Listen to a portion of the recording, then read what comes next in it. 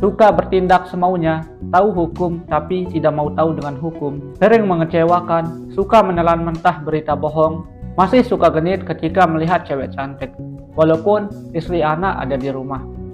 Pak RT yang ceroboh sering memutuskan masalah dengan sepihak yang merugikan banyak orang. Banyak pemuda di kampung terjerumus dalam permainan slot. Bahkan keamanan kampung menjadi terganggu karena adanya permainan slot.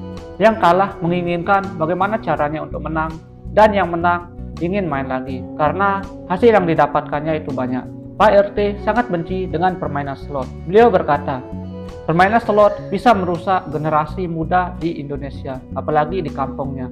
Karena dengan adanya permainan slot, banyak barang-barang di kampung itu selalu hilang. Apalagi hewan ternak warga, itu sering hilang ketika malam. Pak RT berpikir keras, bagaimana caranya supaya permainan judi tidak menjangkit anak muda di kampung tersebut.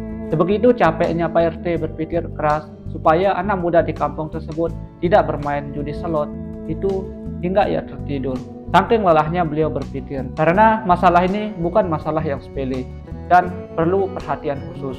Pak RT suka merayu cewek cantik, apalagi janda muda.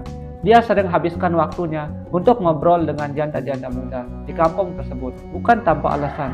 Dia mengobrol dengan janda-janda muda tersebut itu untuk memberikan semangat agar janda-janda tersebut lebih semangat lagi untuk menjalani hidup. Itu yang dikatakan Pak RT kepada istrinya. Padahal nyatanya malah kebalikannya. Pak RT suka bercerita kepadaku. Ketika ia di rumah, ia selalu bingung, selalu gak mood ketika melihat istrinya. Bukan tanpa alasan, karena ia selalu dimarahi. Istri Pak RT terkenal cukup galak, itu kata Pak RT. Beda lagi kalau kumpul bersama warga, istri Pak RT sangatlah ramah. Pak RT selalu cerita kepadaku bahwa istrinya selalu marah, apalagi dengan hal-hal sepele.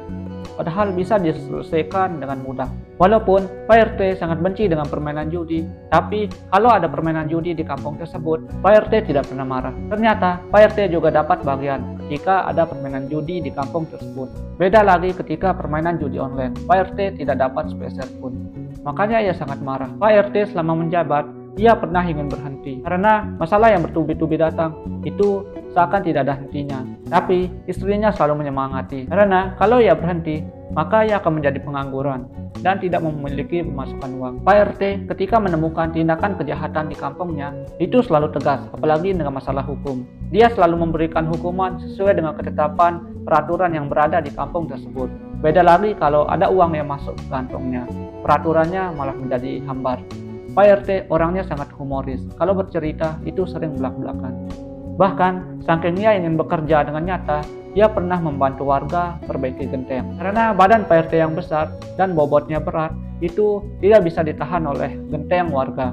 Akhirnya ketika Pak RT bantu warga benerin genteng, walaupun terjatuh, Pak RT nggak mengeluh. Ternyata ia terjatuh di antara tumpukan barang yang empuk, dan suasana hatinya menjadi lebih gembira. Aku tanya, kenapa Pak RT sangat gembira? Kan padahal itu musibah pada Pak RT. Aku terjatuh di atas kasur orang yang lagi tidur. Itu kata Pak RT. Terus aku bertanya, emang ada orang yang tidur di sana Pak RT? Bilang, ada. Dia bilang, siapa Pak RT? Itu janda katanya sambil tertawa. Saya sangat suka ngobrol dengan Pak RT karena orangnya sangat humoris. Jalani harimu dengan semestinya, taati aturan, lakukan hal yang positif, baik untuk dirimu dan baik untuk orang lain. Pak RT juga berkata kepadaku, jadilah berguna sehingga kamu bisa diingat oleh masyarakat, itu dengan kelakuan baikmu. Terima kasih telah menonton. Jangan lupa subscribe. See you next video.